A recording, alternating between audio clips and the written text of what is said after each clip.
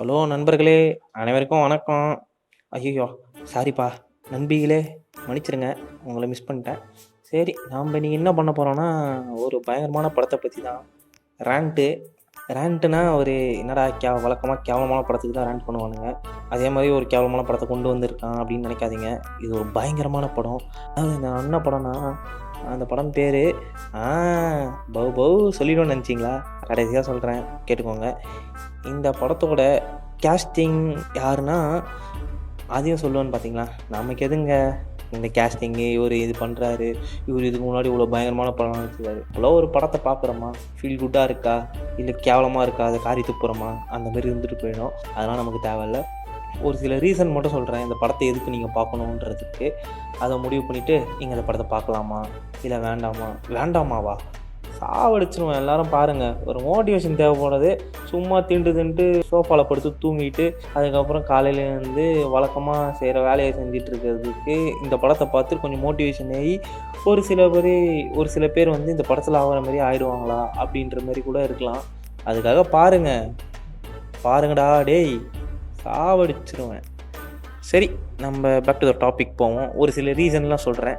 அது என்னன்னா, இந்த படத்தை எதுக்கு பார்க்கணும் அப்படின்னு சொல்லிட்டு. நான் தோத்தாலும் மற்றவங்கள ஜெயிக்க வைக்கணும் அப்படின்னு நினைக்கிற ஒருத்தர் இருக்கார். பையனோட கோலை நம்மளோட கோல்னு நினச்சி போராடுற ஒரு குடும்பம். நீ தோத்தாலும் நீ தான் என்னோடய காதலன்னு சொல்கிற ஒரு காதலி. நமக்கு தெரிஞ்சதை மற்றவங்களுக்கு சொல்கிற ஒரு அண்ணன். நேர்மையாக எப்படி இருக்கணும்னு சொல்கிற ஒரு போலீஸ்கார். இந்த மாதிரி நிறைய சொல்லிகிட்டே போகலாம். மன நிறைவாக இருக்குங்க இந்த படத்தை பார்த்தா.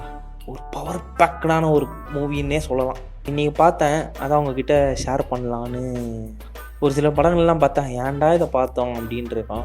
ஒரு சில படங்கள்லாம் பார்த்தா டீ என்னடா இப்படி எடுத்து வச்சுருக்கீங்க, மைண்ட் ப்ளோயிங், சூப்பர் சார் சொல்லுவார்ல, மைண்ட் ப்ளோயிங் சூப்பர், அந்த மாதிரி இருக்கும். அந்த மாதிரி ஒரு படம் தான் இது. ஒவ்வொரு சீனும் பிரமிக்க வைக்கும் விதமாக இருக்கும். இதில் ஒரே ஒரு எக்ஸாம்பிள் ஒரு சீன் சொல்கிறேன், ஒரு 2 சீன் சொல்கிறேன் கேட்டுக்கோங்க. ஃப்ரெண்டை போய் பார்ப்பாங்க. அந்த ஃப்ரெண்டு வந்து அதுக்கு முன்னாடி வந்து இவருக்கு ஏதோ ஒரு கெடுதல் செஞ்சுருப்பார். அதனால் இவர் வந்து இவர் மேலே கோபமாக இருப்பார் அப்படின்னு சொல்லிட்டு ஒரு ஃப்ரெண்டு நினச்சிருப்பார். ஆனால் முதல்ல வந்து இவர் ஜெயிச்சுட்டு போய் பார்க்குறவரே வந்து அவரோட ஃப்ரெண்டை மட்டும்தான். ஃப்ரெண்டை போய் பார்த்துட்டு கட்டி பிடிச்சி லிட்ரலி க்ரை பண்ணும்போது நமக்கே ஒரு மாதிரி இருக்கும். அதுக்கப்புறம் வந்து அது ஜெயிச்சிட்டு இல்லை, ஜெயிக்கிறதுக்கு ஒரு ஸ்டேஜுக்கு முன்னாடி போயிட்டு அவரை கட்டி பிடிச்சே, நாளைக்கு வந்து எனக்கு ஃபைனல் இருக்குது, அதில் போய் நான் கலந்துக்க போகிறேன், அதுக்கு முன்னாடி உங்களை பார்க்கணும்னு தோணுது அப்படின்ற மாதிரி போய் வந்து பார்த்துட்டு இதை வந்து அட்டன் பண்ணுவார். அந்த சீனு.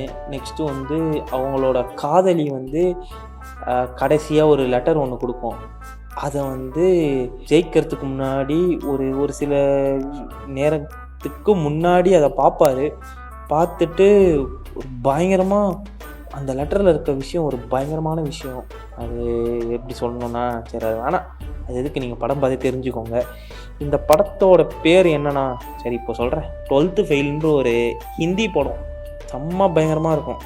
அது ஹாட் ஸ்டாரில் இருக்குது. எவ்வளோ ஹாட் ஸ்டார் சப்ஸ்கிரிப்ஷன் இருந்தால் கைத்து மேலே ஒன்று வைக்கலனாலும் கைத்து மேலே ஒரு அடி நீங்களாம் வாங்கிட்டு மச்சான் குர்ரா அப்படின்னு கேட்டு வாங்கிக்கோங்க.